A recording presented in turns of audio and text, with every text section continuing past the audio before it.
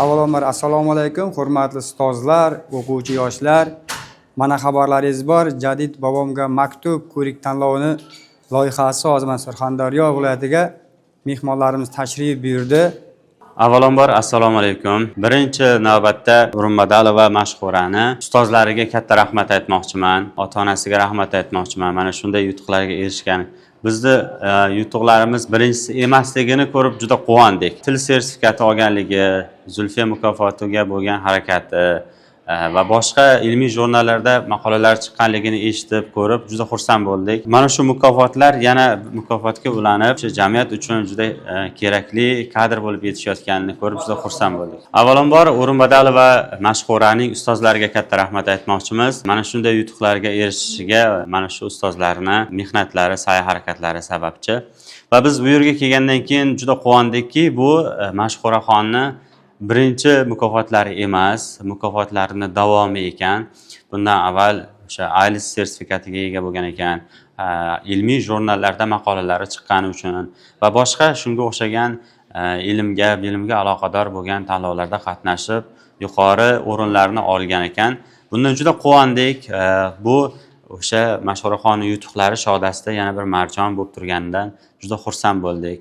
O'ylaymizki, bu faqatgina mashhuraxon emas, bu maktabda juda ko'p iste'dodli yoshlar bor va ular yana o'zlarini iste'dodlarini, talantlarini namoyish etishadi. Bundan keyingi tanlovlarimizda ham faol qatnashishadi. Hozir yaxshi bir umid qildimki, yana kelasi yil yana xuddi shunga o'xshagan tanlov qiladigan bo'lsak, bu maktabni kutubxonasini ko'rdik. Hozir kutubxonasi o'ziga yarasha yaxshi, chiroyli kutubxona, lekin o'yladimki, bu kutubxonaga biz Jadid gazetasi tahririyati tomonidan sovg'a qilinadigan 1000 ta kitob yetishmay turibdi. Va mana shu 1000 ta kitobni mashhuraxon yoki mashhuraxonning tengdoshlari, sinfdoshlari, do'stlari o'sha kelasi yil 1000 ta kitobni taqdim etish uchun harakat qilishadi. Kelasi yil yana bir bor tabriklashga kelamiz. Marhamat keling, tadbirimizning asosiy qismiga o'tamiz va mana shu tanlovni tashkillashtirishga bosh-qosh bo'lgan va o'sha boshdan oxirigacha nazorat qilib turgan ustozimiz sizni tabriklamoqchi bo'lib turibdilar. Assalomu alaykum. Va alaykum assalom. Mashhura qalaysan? Yaxshi, rahmat. Yaxshimi? Otalar, onalar, qarindosh urug'lar hammalari yaxshimi? Yaxshi, rahmat ustoz. Kayfiyating yaxshimi o'zingni birinchi? Ha, zo'r. Albatta yaxshi. Seni tabriklayman. Bu yutuq bilasanmi, men ko'p yillar Zulfiya mukofotini akamlar hayotda qatnashganman-da. O'shanda ham shunchalik tanlov bo'lmaydi. Hozir 40 mingdan oshiq da'vogarlar orasidan ularni olib chiqdingsan. 40 mingdan ortiq da'vogarlar orasidan chiqish bu hazil akam ish emas. Tasavvur qilgan butun respublika bo'ylab sanoqli g'oliblardan bittasi bo'lding. Shuning uchun tabriklayman. Seni inshoingni mana shu yoningda turgan Shahdor akang o'qib, ajratib, olib kirib bizga o'qib berganda men aytdim, qoyil, ustozlaringga rahmat, ota-onangga rahmat dedim beixtiyor. Yoningda turgan ustozlaring eshitib turishdi gapimni. Ha, eshityapti. Ularni tabriklayman birinchi o'rinda, chunki shogirdning yutug'i eng avvalo dastavval ustozning yutug'i bo'ladi, ota-onaning yutug'i bo'ladi. Va shu bilan birgalikda ustozlarni kelayotgan bayram bilan, kasb bayramlari bilan chin qalbimdan tabriklayman. Men eshitdim, juda ham ko'p yutuqlarni qo'lga kiritgan ekansan. Shu yutuqlar izchil bo'lsin, davomli bo'lsin. Tabriklayman. Ota-onalarni ham tabriklab qo'yasan, bizning nomimizdan tabriklab qo'yasan. Xo'p, Biz juda ham xursand bo'ldik, faxrlandik sening yutug'ing bilan. Sog' salomat bo'lgin, omon bo'lgin. Rahmat. Rahmat. Jadid gazetasi tahririyati O'zbekiston Respublikasi Maktabgacha va Maktab ta'limi vazirligi bilan hamkorlikda o'tkazgan Jadid bobomga maktub ijodiy insholar tanlovida rag'batlantiruvchi o'rinni qo'lga kiritgani uchun Urunbadalova mashhura Ilhom qizi faxriy yorliq bilan taqdirlanadi. Marhamat. Tabriklayman. Asosiy mukofotimiz bu hozircha kam. Kelasi safar balki 10 million qilib olib kelarmiz. Birinchi o'rin. Agar zo'r bo'lsa, 1000 ta kitobni ham sovg'a qiladigan imkoniyat bo'ladi. Bu shu debochasi bo'lsin. Marhamat. Keyin siz bilasiz, bizda Jadid gazetasini 1 yillik eng sara maqolalarini jamlagan kitobimiz bor. Jadid bobolarimizni o'sha muqaddas shioriga aylangan so'z, tilda, fikrda, ishda birlik deb nomlangan kitob.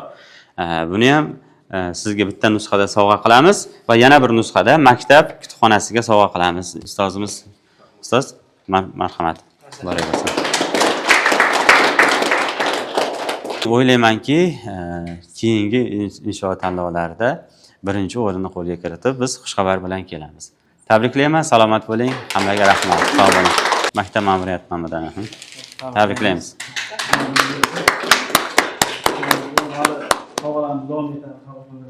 Shunday, albatta. Hammaga katta rahmat. Qisqacha shulardan iborat edi. Hurmatli yurtboshimiz, bizning taraqqiy topayotgan mamlakatimizga jadid bobolarimiz kabi g'arb ilm fanini o'rgangan hamda sharq milliy tarbiyasini o'zida jamlagan yoshlarimiz kerak deb bejizga aytmaganlar. Mana shunday yoshlarimizdan biri O'rinbadalova Mashhura hisoblanadi. Mashhura qizimizga 5-sinfdan buyon ona tili va adabiyot fanidan dars berib kelaman. Qizimiz nafaqat yuqori sinfda, balki boshlang'ich sinfda ham o'zining bilimli, zukko ekanligini namoyon qila olgan.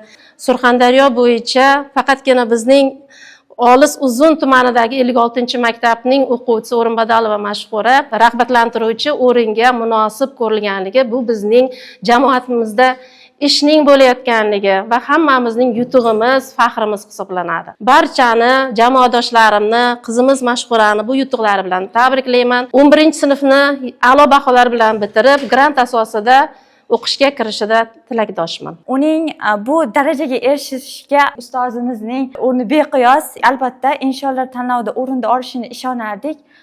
Chunki bunda o'zimiz shuncha yildan beri birga o'qib, birga tahsil olib, uning qanaqa ishlar qilganligi va o'ziga yetarlicha sertifikatlarni qo'lga kiritganligi buning yorqin bir misoli desak ham bo'ladi. Men Jadid bobomga maktub tanlovini tashkillashtirilgan O'zbekiston xalq shoiri Iqbol Mirzo ustozimizga o'z minnatdorchiligimni bildiraman. Men bugun Jadid bobomga maktub tanlovida g'olib bo'lganimdan g'oyat faxrlanaman. Jadid bobolarimiz faqatgina tarixiy shaxslar emas, balki butun millatning ma'rifati va taraqqiyoti yo'lidagi bizning yo'lboshchilarimiz hamdir. Ularning yagona orzulari farzandlarini ilmli, ongli, vatanparvar ruhda tarbiyalanishini ko'rish edi. Men ularning orzularini amalga oshirib, ilm olib va vatanimiz ravnaqi uchun xizmat ko'rsatishni o'z oldimga maqsad qilib qo'ydim. Bugungi g'alabamni meni doimo qo'llab-quvvatlab turadigan va menga doimo ishonadigan ota-onam va menga sabr bilan bilim bergan ustozlarimga bag'ishlamoqchiman.